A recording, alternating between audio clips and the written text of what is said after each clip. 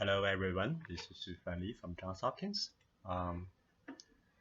This is the talk I prepared for the APS March Meeting in Denver for session M60, Symmetry and Topological Superconductivity. But as you know, the plan did not pan out, the conference getting cancelled due to the pandemic of coronavirus. I hope everyone is staying safe and healthy. So I'm here to record this talk just in case anyone is interested in this topic. So in this talk, I would like to discuss a new method that can be used to examine if the candidate material is a topological superconductor. It is a phase-sensitive approach, namely by looking into the flux quantization, one could definitively tell apart the spin singlet S wave and the spin triplet P wave. That is because you have a distinctive experimental signature that have quantum flux that can be observed in polycrystalline ring devices. We'll discuss why that comes to be and how that comes to be. And I will briefly discuss the implications for quantum computing just before summarizing. So we have this whole session here about topological superconductivity, a topic that is interesting because it's projected to realize the Majorana fermions, a particle that is its own antiparticle. But really, experimentally, the first question you need to ask is, where can we find the material to realize such an exotic state of matter?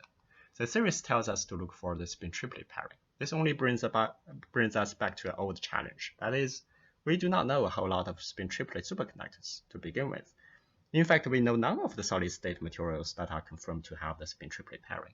The best we have are the candidates.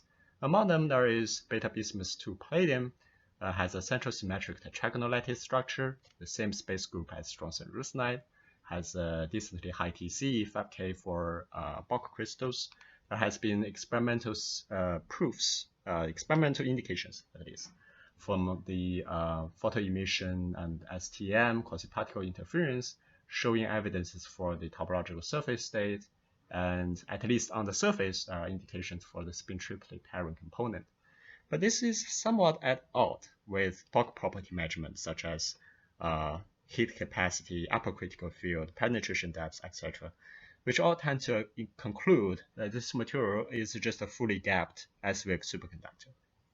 So here, we would like to look at this issue from a different perspective, and I hope to convince you that maybe a phase-sensitive approach is a better one here, as a flux quantization can give out a definitive answer on what the pairing symmetry is, S-wave or P-wave. So we all know that the magnetic flux threading through a superconducting ring must be quantized into integer numbers of phi naught. To put that into perspective, if you're dealing with a 1 square micrometer size ring, then the phi naught corresponds to about 20 Ørsted magnetic field. As a consequence of the flux quantization, you will have the oscillation of the TC, the critical temperature, in period of phi naught. This is so-called the little Pox effect. To observe it, it's easy. You can simply just fix your sample temperature and scan the magnetic field. When you're ramping the magnetic field, the TC is oscillating. So as a result, your RT curve is shifting back and forth in the horizontal direction. So at this fixed temperature, you would monitor the resistance changing alongside with oscillation of the TC. So whenever you have a TC that is high, you have the resistance that is low, and vice versa. You always have the minimum of resistance occurring at the integer numbers of phi naught. This was first reported by Little and Pox. That's how it gets its name. In the early 60s, this is how they do the experiment. They coat aluminum around a thin filament to get a cylinder of superconducting material. Can do things a little bit differently. So this would be how we repeat the same experiment. We can start with a uniform niobium film and pattern it using e-beam lithography to create a ring, submicron-sized ring pattern. And you can get dozens of little Pox oscillations out of it. This is just showing a few in the low field region.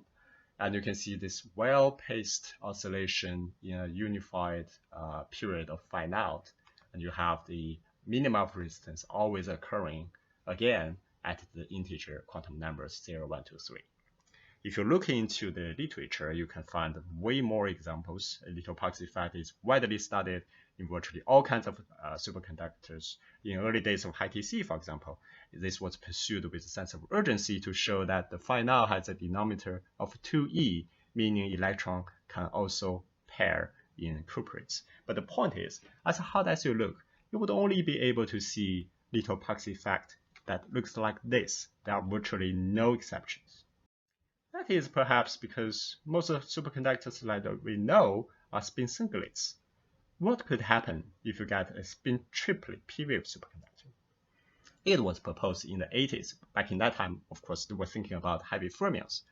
But it was proposed if you truly have a spin-triplet P-wave pairing, then you could end up having a drastically different flux quantization by shifting the entire oscillation by a phase of pi, or half of the period. So in the conventional case, you have this integer quantization, but here, now, you have the fluxoid favoring half integer numbers of phi. So how is that possible? For the conventional flux quantization, that means going around the superconducting ring, the total phase change is 2 pi because the wave function has to be single valued. It doesn't matter if you're dealing with a single crystal or polycrystal. For S wave, it doesn't make any difference. If you have a green boundary, it changes nothing. This 2 pi phase change is universal. But if you're dealing with anisotropic pairing states, such as in the P wave, you have this order parity. The gap function changes sign when your momentum reverses.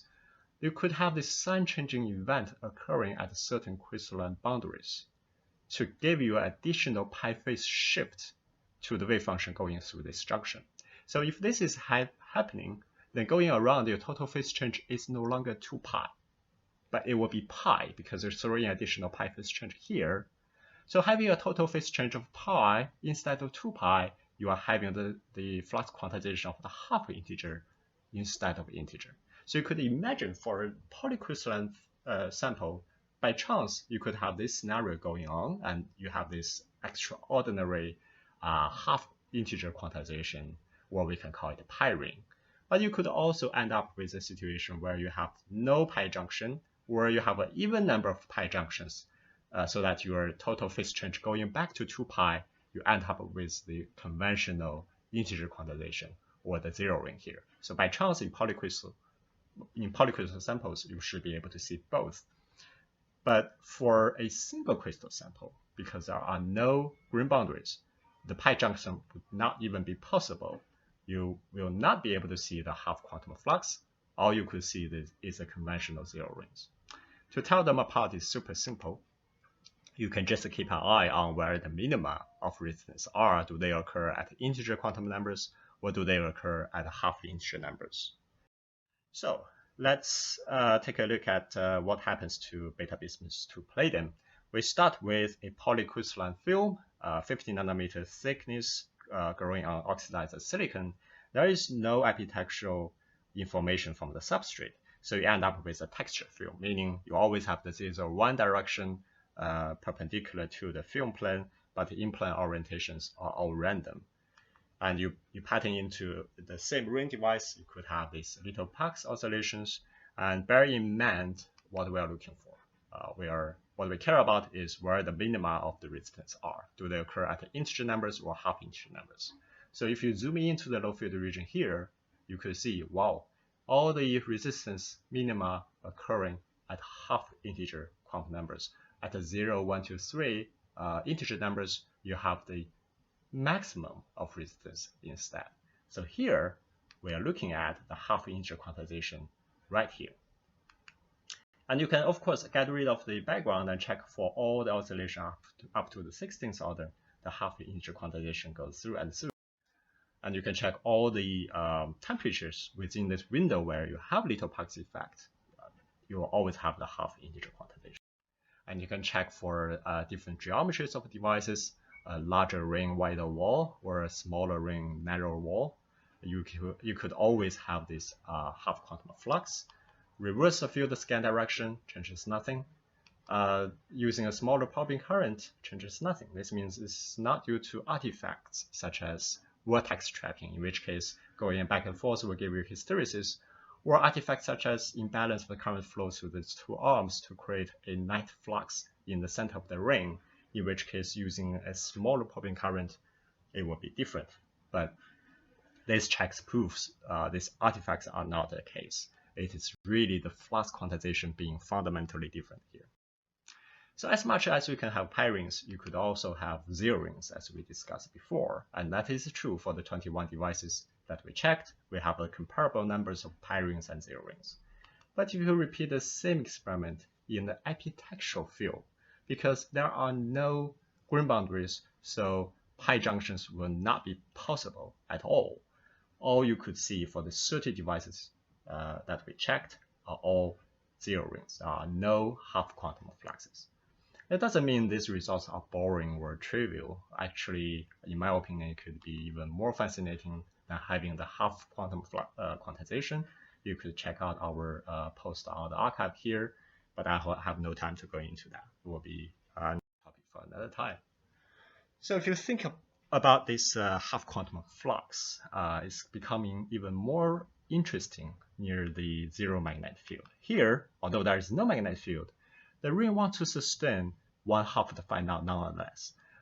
But there are no preferences either up or down, so you end up with these two orthogonal basis states superpositioned together at 50-50 probabilities.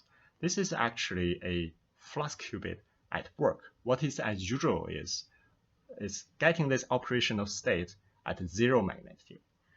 In a more traditional design using S-wave superconductors, you can also get to this state, but you need to bias the qubit by 1/2 of phi naught. That means you have to supply a precise magnetic field to every single device. For every single one, the required field for supplying half of phi naught will be different because no two devices can have exactly the same geometry. You always bring in some variation in the fabrication stage. But if you have the half quantum flux, this is carefree because zero magnetic field is just the same for everybody. So to wrap up, we have observed the half quantum flux in polycrystalline ring devices of Bi2P palladium. We see no half quantum flux in epitaxial samples. This means the anisotropic gap function is changing sign at certain crystalline grain boundaries. Therefore, you can rule out a singlet S-wave pairing, which is isotropic. And we indeed have a spin singlet pairing, p-wave pairing here. As a bonus, you have a better design of a flux qubit. The key message here is when you see the half quantum flux, there can be no ambiguity. Therefore, the phase-sensitive method should really be applied to every single candidate materials and see if they can pass this test. And they could only be a serious contender when they can pass this test. In another talk in this session, which was supposed to follow right after this talk, we'll bring the scope to a different material system, this non-central symmetric superconductor, where a mixture of spin singlet and spin triplet is expected. That talk will also be uploaded, so please stay tuned and check that out. You could also see the preprint here at this archive post. So with that, I will conclude this talk, and I thank you very much for your attention.